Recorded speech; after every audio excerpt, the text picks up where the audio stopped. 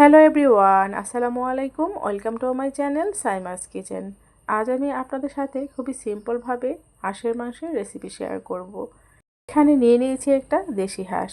এই হাঁসটা আগে থেকেই বেছে নিয়েছি, এখন কেটে নিচ্ছি। নর্মাল সাইজেই কাটবো। হাঁসের মাংস খেতে পছন্দ করেন কে কে আছেন? আমার তো খুবই পছন্দের হাঁসের মাংস। হাঁসের মাংস সাথে চালের রুটি খেতে কিন্তু খুবই ভালো লাগে। তো আজকে আমি আপনাদের সাথে হাঁসের মাংসের রেসিপিটা শেয়ার করছি। এখানে আমি একটা কড়াইয়ের মধ্যে পরিমাণ মতো তেল আর দিয়ে দিচ্ছি পেঁয়াজ কুচি আর রসুন কুচি কিউব করে কেটে নিয়েছি। বেশ কিছুক্ষণ ভেজে নেব বাদামি বর্ণ হওয়া পর্যন্ত। বাদামি রং ধারণ করলেই এখান থেকে কিছুটা পরিমাণ পেঁয়াজ আর রসুন উঠিয়ে রাখবো পরবর্তীতে মাংসের সাথে দেওয়ার জন্য। কিছুটা পেঁয়াজ রসুন কড়াইয়ের মধ্যে থেকে যাবে। এখানে আমি দিয়ে দিব 4 টুকরো এলাচ, 2-3 টুকরো দারুচিনি, একটা আস্ত তেজপাতা।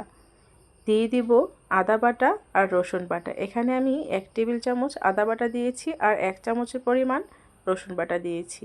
কিছুক্ষণ ভেজে দিয়ে দিব অল্প পরিমাণে পানি, যাতে মশলাটা নিচ থেকে পুড়ে না যায়। পানি দেওয়ার পর সব মশলাই এক এক করে দিয়ে দিব। 1 টেবিল চামচ পরিমাণ জিরে বাটা, 2 টেবিল চামচ পরিমাণ পেঁয়াজ বাটা, 1 চামচ পরিমাণ হলুদের গুঁড়ো, 2 টেবিল চামচ পরিমাণ মরিচের গুঁড়ো। আমি মরিচটা একটু বেশি খাই হাঁসের মাংসের মধ্যে, তাই একটু বেশি করে দিয়েছি। 1.5 টেবিল চামচ পরিমাণ দিয়েছি ধনিয়া গুঁড়ো আর দিয়ে দিয়েছি পরিমাণ মতো লবণ। লবণটা এখন অল্প পরিমাণেই দিয়েছি, তারপর চেখে আরও দিয়ে দিব। মশলাটা খুব ভালোভাবে কষিয়ে নিতে হবে। মাংস দেওয়ার আগে মশলাটা খুব ভালোভাবে কষিয়ে নিতে হবে, তা না হলে মাংসের মধ্যে একটা কাঁচা কাঁচা মশলার গন্ধ থেকে যায়।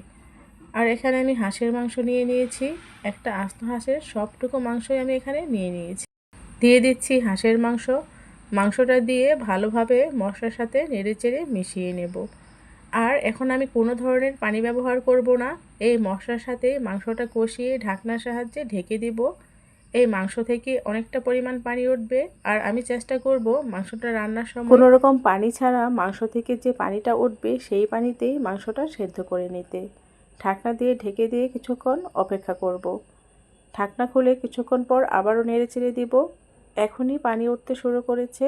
এরপর ঢাকনা দিয়ে আবারও ঢেকে দিলে আরও খানিকটা পানি উঠে যাবে। এভাবে কয়েকবার ঢাকনা দিয়ে ঢেকে ঢেকে মাংসটা রান্না করলে এই মাংসটা খেতে খুব বেশি ভালো লাগে।